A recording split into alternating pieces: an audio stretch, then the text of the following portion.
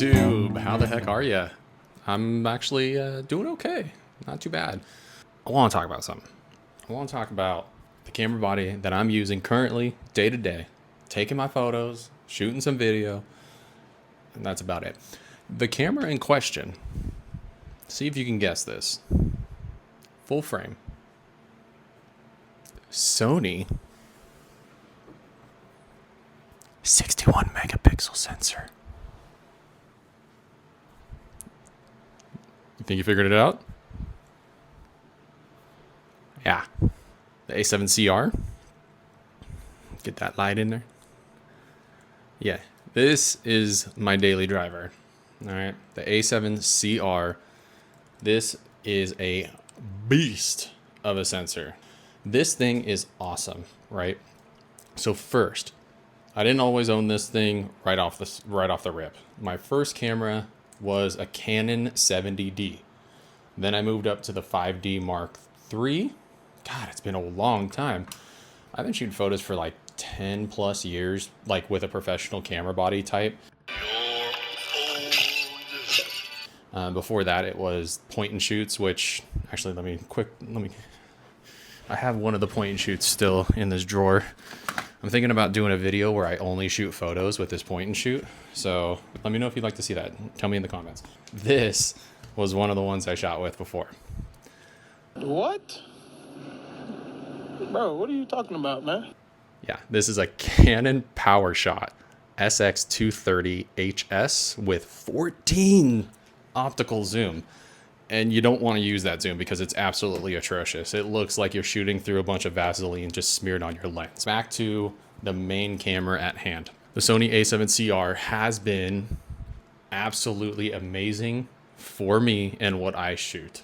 Now, I came from a A7 III. When I switched over from my Canon 5D Mark III, I got an A7 III from Sony. And that was, for me, like game over. Canon was back in the day pretty slow to accompany the mirrorless camera body type style, along with just the functionality and the technology that comes with it. Sony was at the forefront. They continue to kind of be just like that one step ahead of Canon, Nikon, and a couple other brands. If you even know who they are, Panasonic, Lumix, Fuji, Hasselblad. Needless to say, the A7 III did everything I needed it to do and more. I have a bunch of photos that are on my wall that I've printed that I shot with that camera. It's been everywhere with me. It's been to Zion, it's been to Alaska, it's been to Greece, it's been to Croatia, it's been to Switzerland, it's been to Ireland. I mean, I literally have traveled with that A7 III. And it did everything and more, and I couldn't have been more thankful for how great of a camera it was. But I felt like I needed to change things up. I wanted a little bit more quality so that I can crop in, I could print a little bit bigger, more clear. I really did like the A7 III, but when I needed to upgrade, I didn't have the funds to buy brand new. I thought, I don't need to buy brand new. Refurbished or at least like slightly used is probably good enough. So I actually went online to mpb.com. So this is not sponsored. Of course, it's not sponsored. I have like 30 followers, so there's going to be no sponsoring anytime soon. I'm just now getting into the YouTube game, so bear with me and like and subscribe.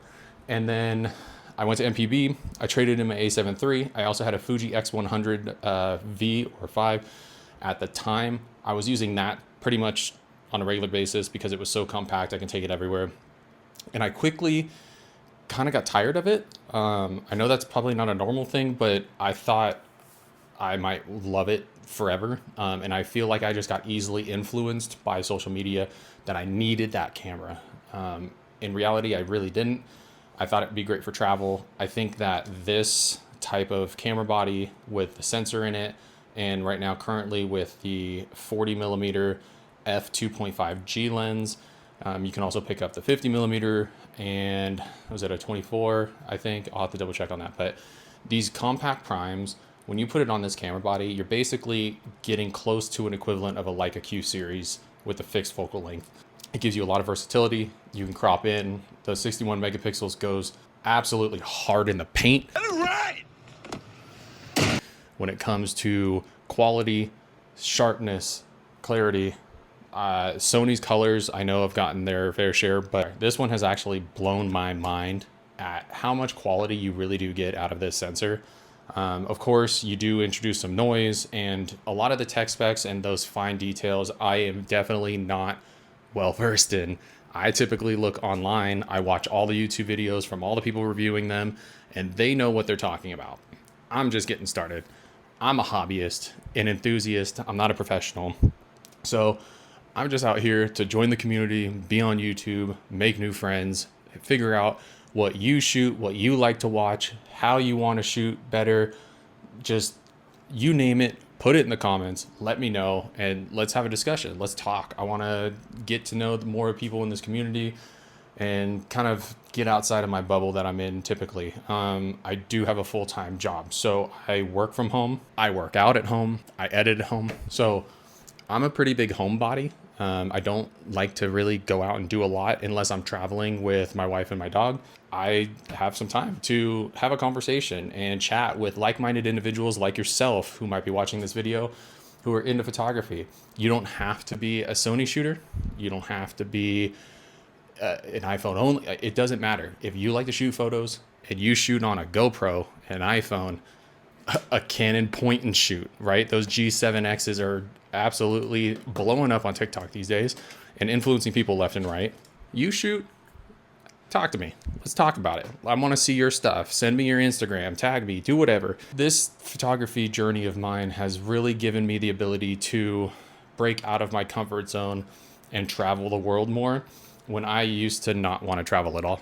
I didn't want to leave the country. I didn't want to leave the state half the time. And it wasn't until I met my wife that we decided, let's go explore the world. Let's see what else is out there. And photography helped push me even further to do that. It allowed me to see on Instagram all these beautiful places, beautiful people all across the world that I have never met. I don't know anything about. I needed to know more. I needed to break out of that bubble. And it's been the absolute best thing in the world. Traveling is a joy. Most of our free time and free money that we do have, we try and travel. Lately, we've been looking at doing more road trips across America because we haven't seen a lot of the country that we live in. And I really am thankful that I found photography and got involved a little bit more. That being said, all the mushy stuff, I don't really have any major complaints about this camera. There's only a few that you've probably heard of, you've seen online. One of them being battery life. The smaller compact body of this still uses the same camera, the same battery that most Sonys use, which I believe is the Z batteries. It uses the same batteries as all of the normal Sony cameras. But the fact that that 61 megapixel sensor needs so much more of that juice, the amount of time that you really do get on this camera when you're shooting video is not fantastic. So if you're going to be video heavy, you shoot mainly videos, this camera's not for you. If you're shooting landscapes, portraits, it's probably going to be a great camera for you. The quality is absolutely amazing. If you have a studio, it's going to be even better for you. Outside of stills, for most things like a wildlife type photographer, this is not going to be the camera for you. You're probably going to want something with faster frames per second. This one is just not it. If you are good at what you do, you can still get a great shot without having to have 10, 15, 20, 30 frames per second. You can get some great photos just like people did before digital came out and you had single shot film. They have some of the best photos ever. Another con I will say, and I'm going to start off with all these cons because I want to get the bad stuff out of the way. I want to rip that band-aid off. Battery life, bad. EVF, when you're looking through it, bad. LCD screen on the back, you guessed it, it's pretty bad. Coming from the A7 III, they almost share the same EVF and LCD screen on the back. So I'm kind of used to it being trash, but if you're looking for something that has the highest quality LCD screen and has a great EVF and you've got the money and you just want to ball out, go with the Sony A7R series cameras. Those things are unbeatable. They're still packing on that 61 megapixel sensor. If you literally have money as no object, right? You're taking out a HELOC loan or a loan shark, right? And you want to go with like the Sony Alpha A1 A9 series, by all means, do that. Those things are insane, flagship style cameras. I can show you some photos that I've taken of this. The pros literally are compact size, camera sensor. To me, that's about it. Everything else with most cameras these days are gonna be the same. You're gonna get the same functionality out of most of them, the same feature set, pretty similar button layouts. If you want a tilty flippy screen that comes out and articulates, and I think it's like a 4 or 5 axis screen, A7R5, something like that, they've got it insane. If you're looking for just a normal, everyday, compact camera that has a massive sensor, this one is going to be the one that you want to get. I did go to MPB. I traded in my A7 III. I believe I traded in a 50mm prime and my Fuji. I picked this up with this 40mm prime. I did pick up a 150-600 Sigma lens. Now, I probably should have just rented this, but at first we had a bunch of trips planned. We were going to go to Yellowstone National Park. We were going to go to Zion, Arches, Bryce Canyon, Bonneville Salt Flats. We were going to do a whole like 2-week road trip and hit a bunch of places here in the US. And then unfortunately my golden retriever, she stepped on a bee and we had no idea. And the stinger was left in her paw. Again, she didn't show any signs of it and it got infected. And needless to say, that kind of canceled our trip. So we're booking more trips this year so that we can go and experience national parks and get some road trips in. I'm going to shoot some more photos with this camera and I'm going to love it.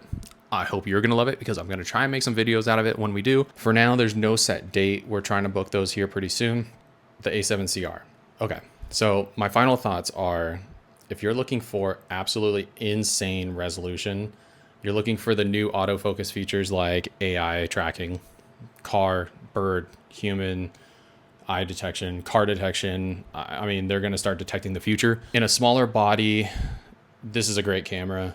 If you've got the money and you want to just throw it to the wind and buy this camera, I'm not going to stop you. I'm actually going to support it because it seems like something that you might want. If you're looking for something that has a little bit better ergonomics, better battery life, is cheaper, and still very effective for social media content, Instagram posting or TikTok or anything like that, maybe go look at the A7 III, A7 IV series, even the A6400. I mean, some of those cameras, they're 5+ years old and they still shoot amazing photos, and they are in a compact body. The crop sensor bodies are really good because you can get a lot more reach out of different lenses and you're not paying the premium that you are with a full frame camera. So if you're leaning on the fence, you're new to photography, try a crop sensor. I started with that 70D from Canon crop sensor and moved to full frame shortly after when I started shooting a little bit more professionally for like a year or two.